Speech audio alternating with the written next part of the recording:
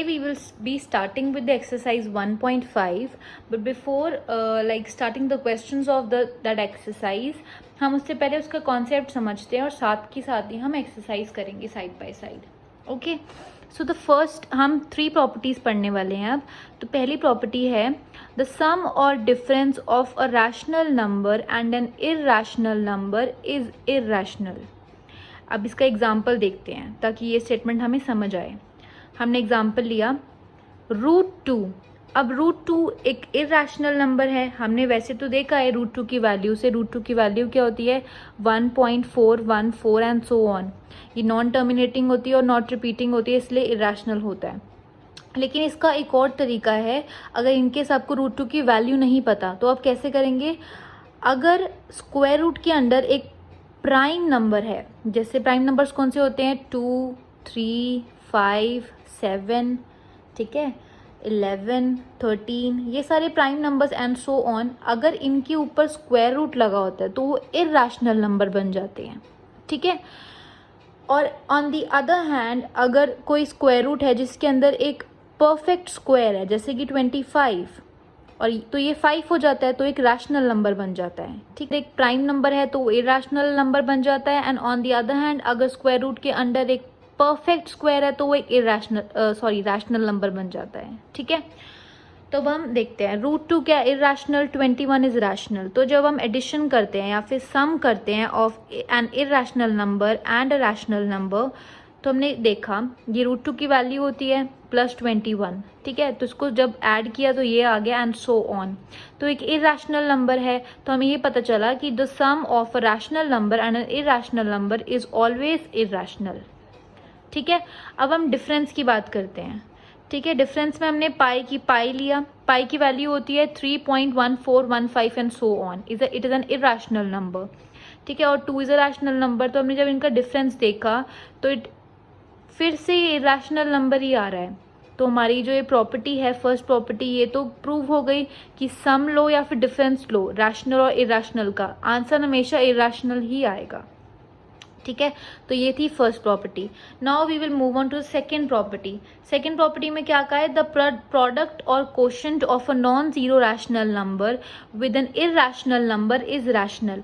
तो हम इसको पहला एग्जांपल देखते हैं. प्रोडक्ट मतलब मल्टीप्लिकेशन. तो हमने 7 और √5 की मल्टीप्लिकेशन देखी. 7 is a rational number, √5 is an irrational number. तो इनको मल्टीप्लाई किया. √5 की वैल्यू इज 2.236. इससे मल्टीप्लाई किया तो हमारा एक इरैशनल नंबर आ रहा है. तो प्रोडक्ट वाली जो चीज़ है वो तो प्रूव हो गई कि product of rational and irrational is always irrational. ठीक है. अब हम डिवीजन का देखते हैं एक बारी. When we divide 7 by √5, the value of √5 is 2.236 and it goes on, क्योंकि एक irrational number है and it never ends and it never repeats. ठीक है. तो जब हम 7 को इससे डिवाइड करेंगे ऐसे नंबर से जिसका हमें एंड पता ही नहीं है, तो आप खुद सोच सकते हैं उसकी डिवीजन कैसी होगी. तो हम ये अज्यूम करके चल सकते हैं कि जो भी आंसर आएगा वो एक इरैशनल नंबर ही होएगा, क्योंकि उसका डिनोमिनेटर एंड ही नहीं कर रहा तो उसका आंसर कैसे एंड कर जाएगा. तो हम यही समझेंगे कि जो डिवीजन होती है जिसमें न्यूमरेटर में रैशनल नंबर है एंड डिनोमिनेटर में इरैशनल नंबर है, तो उसका जो आंसर होगा will always be an irrational number. तो जो हमने सेकंड प्रॉपर्टी देखी है द प्रोडक्ट का देखा हमने, इरैशनल नंबर होता है. कोशेंट का भी देख लिया, इरैशनल नंबर ही आएगा. Of a non zero rational number with an irrational number is always an irrational number. So before moving to the third property, हम addition, multiplication, division and subtraction of irrational numbers देखते हैं. ठीक है. So अब हम देखेंगे कि addition और subtraction कैसे करते हैं irrational numbers की. सबसे पहले आप इस इरैशनल नंबर को देखो. ये पहला इरैशनल नंबर है और दूसरा, इन दोनों को हमें ऐड करना है. सबसे पहले हम जो स्क्वायर रूट्स हैं उनकी तरफ देखते हैं. यहाँ पे √2 है, यहाँ पे √3 है, यहाँ √2, यहाँ √3. अब इन दोनों में √2 कॉमन आ रहा है, यहाँ पे √3 कॉमन आ रहा है. तो हम इस √2 वाले नंबर को और इसको साथ में लिखेंगे. एंड सिमिलरली इस √3 और √3 वाले नंबर को साथ में लिखेंगे। क्यों? क्योंकि इररेशनल नंबर्स के एडिशन और सब्ट्रैक्शन में जो स्क्वायर रूट्स हैं should always be the same. ये अगर डिफरेंट हैं तो हम इनको ऐड और सब्ट्रैक्ट नहीं कर सकते, तो इसलिए इनको सेम लाने के लिए हमें इनको रीअरेंज करके लिखना पड़ेगा। ठीक है, तो हमने लिखा 2√2 + 1√2 + 5√3 - 3√3। अब इनको उन्होंने ऐड कैसे किया है? ठीक है, अब एडिशन के लिए जैसे सपोज करते हैं √2 को हमने x मान लिया। ठीक है, तो अगर हमने √2 को x माना है और √3 को y माना है तो हम क्या करेंगे, ये जगह 2x + x, ठीक है, ये एक आ गया, एक ग्रुप हो गया, और दूसरा आ जाएगा 5y - 3y। अब इसको हम सॉल्व कैसे करते थे? 2x + x 3x हो जाता था, प्लस 5y - 3y 2y हो जाता था। अब मैंने ये इसलिए करके दिखाया है क्योंकि इररेशनल नंबर्स में स्क्वायर रूट्स होंगे, और अगर कॉमन स्क्वायर रूट्स हैं that means same square roots हैं, तो उनकी एडिशन हम इसी तरीके से करेंगे। जैसे यहाँ पे x को साथ में लिखे ना, वैसे यहाँ पे √2 आ जाएगा। दैट मीन्स रैशनल नंबर्स को ऐड किया, 2 + 1 3 और √2 लिख दिया, जैसे यहाँ पे x लिखा है। और इस ग्रुप में 5 - 3 को सब्ट्रैक्ट किया 2 और √3 साथ में लिख दिया, जैसे यहाँ पे y लिखा है। तो अब हमारा आंसर कंप्लीट हुआ है। इसको फर्दर एडिशन क्यों नहीं कर सकते? क्योंकि यहाँ पे स्क्वायर रूट्स डिफरेंट हैं। अगर हमें ऐड करना है तो square root should be same. ठीक है, ये थी एडिशन ऑफ इररेशनल्स। अब हम देखते हैं सब्ट्रैक्शन, सेम एग्जाम्पल में ही।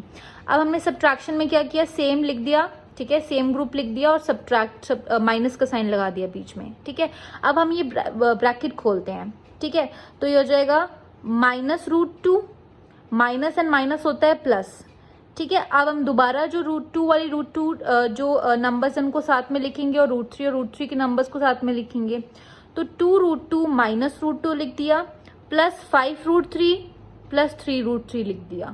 ठीक है, अब इसके बाद हम इसको सेम वे में सब्ट्रैक्ट करेंगे। 2 - 1, यहाँ पे 1 है, 2 - 1 इज 1, 1 यहाँ पे √2 हो गया, 1 लिखने की जरूरत है नहीं। ठीक है, सिमिलरली 5 + 3 इज 8 और √3 लिख दिया। ठीक है, तो ये था एडिशन और सब्ट्रैक्शन ऑफ इररेशनल्स। बस हमें रूट, स्क्वायर रूट ये ध्यान रखना है कि अगर हमें ऐड और सब्ट्रैक्ट करना है देन जो स्क्वायर रूट होगा उन दो नंबर्स में, जो दो इररेशनल नंबर्स हैं, वो square root should be same. जैसे ये सेम है, यहाँ पे डिफरेंट थे, हमने इनको रीअरेंज करके सेम किया, then only we can find the answer. ठीक है, अब हम देखते हैं मल्टीप्लिकेशन ऑफ इररेशनल नंबर्स। अब मल्टीप्लिकेशन में क्या करेंगे? मल्टीप्लिकेशन में कोई कंपल्जन नहीं होती कि हमें स्क्वायर रूट सेम रखने होते हैं, जैसे हम एडिशन और सब्ट्रैक्शन में करते हैं ना, ग्रुपिंग दोबारा रीअरेंज करते हैं। इसमें ऐसा कुछ नहीं करने होता, सीधा इसमें सबसे पहले हम रैशनल नंबर्स को साथ में लिखेंगे। मतलब 3 × 6, ठीक है, और इररेशनल्स को साथ में लिखा, √7 × √8।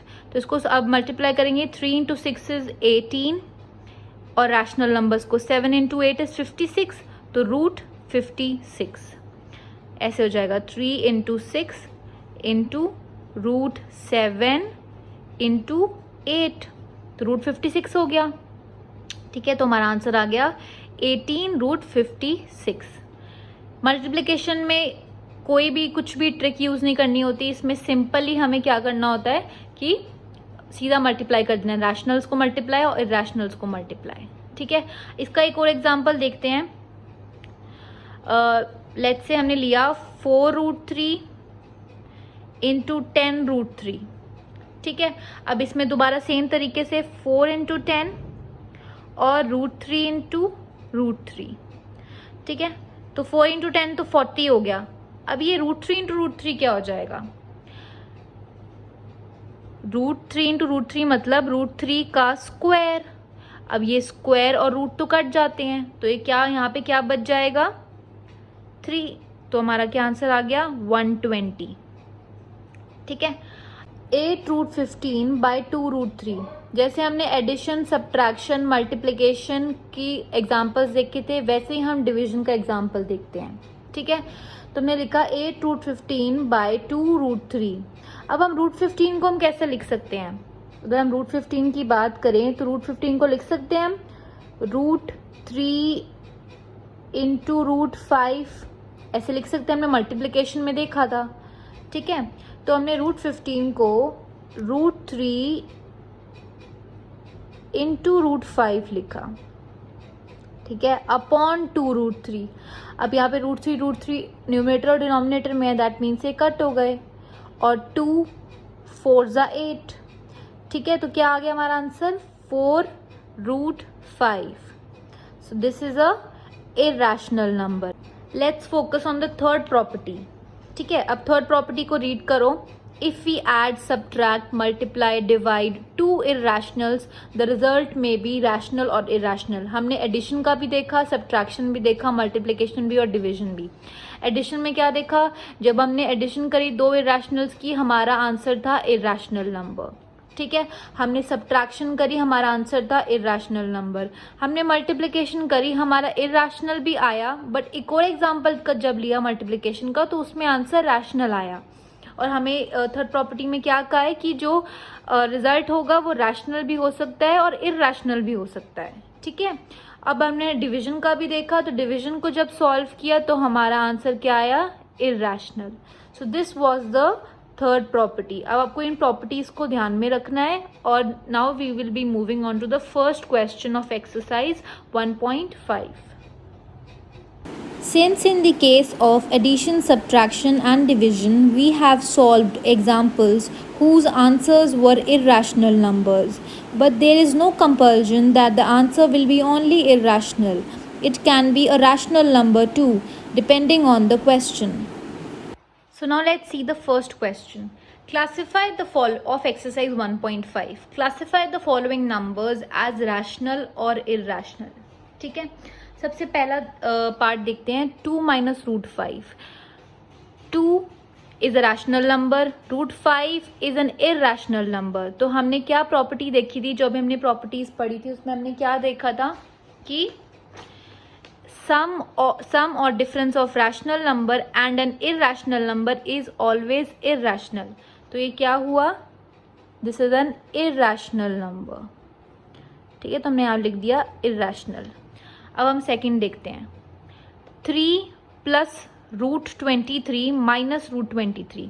इसको हम फर्दर अभी सॉल्व कर सकते हैं, कैसे, 3 प्लस रूट 23 माइनस रूट 23 लिखेंगे।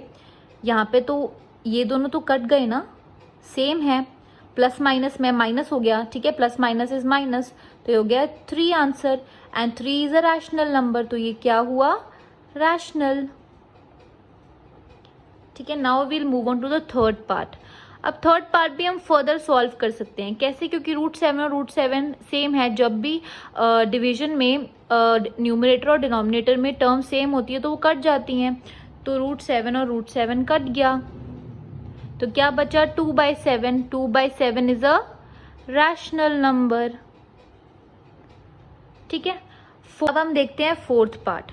फोर्थ पार्ट के लिए हम सेकेंड प्रॉपर्टी को याद करेंगे, जो कि थी द प्रोडक्ट और quotient means division of non zero rational number with an irrational number is irrational.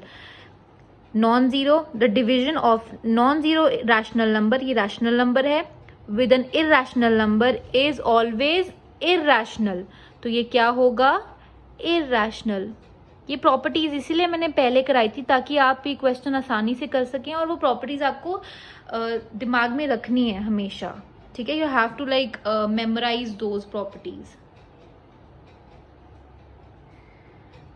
अब फिफ्थ पार्ट है 2 पाई, ठीक है। 2 pi means 2 is rational, pi is irrational. अब दोबारा से सेकेंड प्रॉपर्टी देखो, वो क्या कहती थी, product of rational and irrational is always irrational. तो ये क्या हुआ, इरैशनल,